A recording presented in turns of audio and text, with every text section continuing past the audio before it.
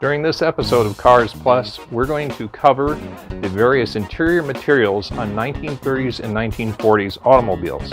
Now, while we're going to use a 1939 Graham combination coupe that we've got mostly complete, the general materials, what they're called, are going to be covered in this video, and they'll fit any of these cars, 30s to 1940s.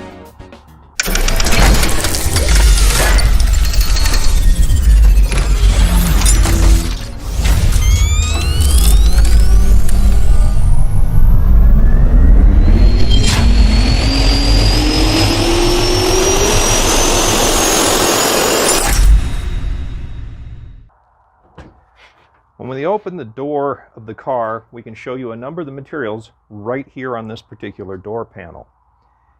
Here, your main cloth in the 30s and 40s will most likely be a Bedford cord, or it will be a broadcloth. It could still be mohair, and sometimes it's going to be leather. That type of material, those four, would be used on things such as the armrest, the door panel itself, as well as the seats in the automobile. But that is not the only thing that would be used. As you notice in the Graham here, on the bottom of the door, we have carpet. This will not always be on the bottom of the door. It will depend on whether or not it is a fancy version, what is often sometimes called deluxe, but other times deluxe means it's not the fanciest version, but in many cars, they'll have carpet on the bottom of the door.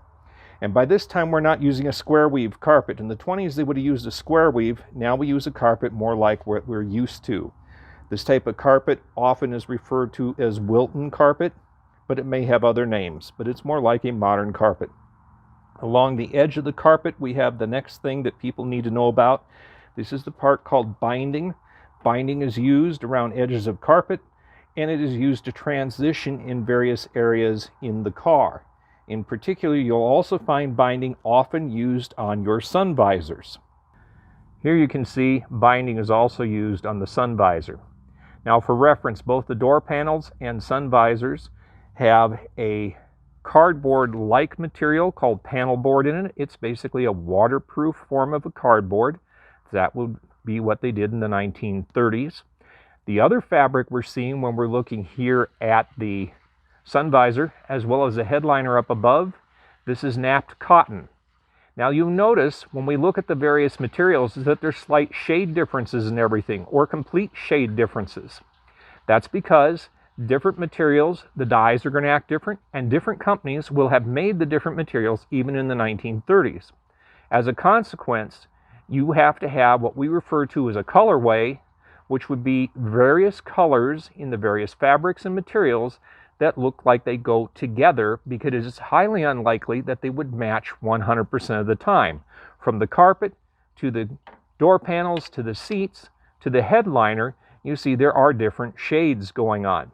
So napped cotton would be used on your sun visors and headliner normally in the 30s and 40s. In the 1930s, kick panels are often not carpeted. This is usually the Highline version of the car. This particular Graham is called a custom supercharger, has a custom interior which gives you carpeted kick panels.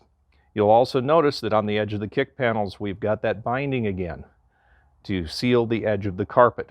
And you'll notice that the binding color is not the same as the carpet colors. We're telling you have to work in a colorway in order to get things to harmonize. That's what they did in the 30s and 40s. That's not just Graham, it's the other car manufacturers also. Right here we have another piece. Many people do not know what this is called in the modern day. This is called a windlace. A windlace is another trim piece, but it's actually here and it's got a foam core. The idea is it seals out drafts and noise in the door so you don't hear whistles when you're driving down the road from air coming in and out of the door area. That's what the windlace is for. As you come up to the top here and you look at the windlace, you'll see there's another piece above the windlace. The piece above the windlace is called wire-on. Wire-on folds over. When it comes flat.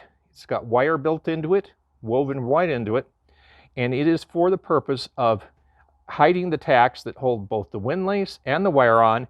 And once you tack that all together, you fold your wire-on up and over, and you end up with these two pieces of trim in the car. Again, very normal in the 30s and 40s to have wire-on and windlace. Now, when you have wire-on and windlace, they're always found in matching colors, because these two pieces would be made by the same manufacturer. So you would not have one color of windlace and a different color of wire-on. You always make sure that those two match.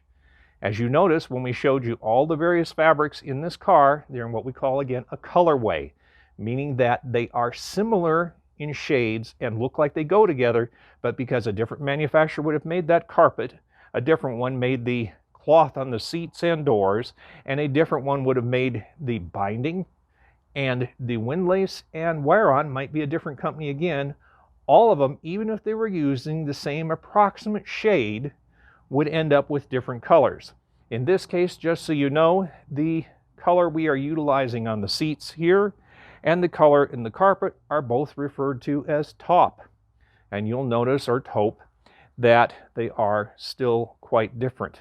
The windlace has a different color name. Offhand, I don't remember it, but nonetheless, you notice that the various products go together to create a colorway that looks appropriate for the car.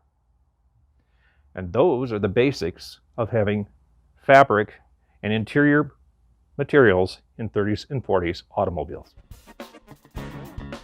Thanks for watching this episode of Cars Plus. You will find below in the description that we have a list of some possible sources for the various products that we have mentioned that are used in 1930s and 40s cars.